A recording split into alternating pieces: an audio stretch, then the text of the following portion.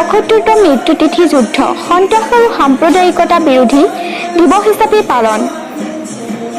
নামৰূপৰ সমলয় কবি চক্ৰৰ উদ্যোগত নামৰূপ উচ্চ মাধ্যমিক বিদ্যালয়ৰ শিক্ষাগুৰু আৰু কৰ্মচাৰীৰ সহযোগত বিদ্যালয়ৰ প্ৰাংগণত কবি অমূল্য বৰুৱাৰ ৭৪তম শ্ৰদ্ধাঞ্জলি অনুষ্ঠানটি বিভিন্ন কথা, গীত, নৃত্য আদিৰে পালন কৰে।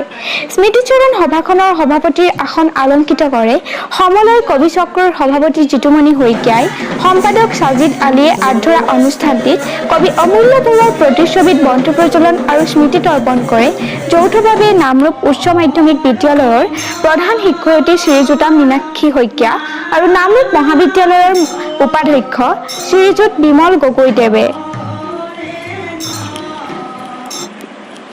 এটি বৰগীতেৰে অনুষ্ঠানটি শুভাৰম্ভ কৰে ৰূপালী বুঢ়াগোহাঁই আৰু তেওঁৰ সতীৰ্থসকলে। ডিব্ৰুগড় জিলাৰ সমলয় চক্ৰৰ উপসভাপতি গৌৰী সুবেদাৰ বৰাই কবি অমূল্য বৰুৱাৰ বিপ্লৱী কবিতাটি আবৃত্তি কৰে।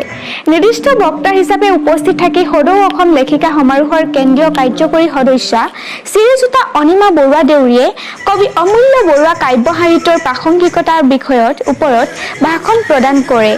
বিদ্যালয়ৰ ছাত্ৰ-ছাত্ৰীসকলৰ দ্বাৰা পৰিৱেশিত বিভিন্ন নৃত্য গীতে অনুষ্ঠানটি সামৰণি মাৰে।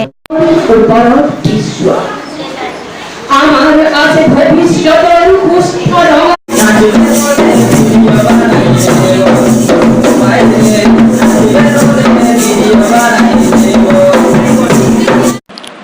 নামৰূপৰ পৰা সমীৰণ বৰুৱাৰ প্ৰতিবেদন, দৈনিক গণবাৰ্তা।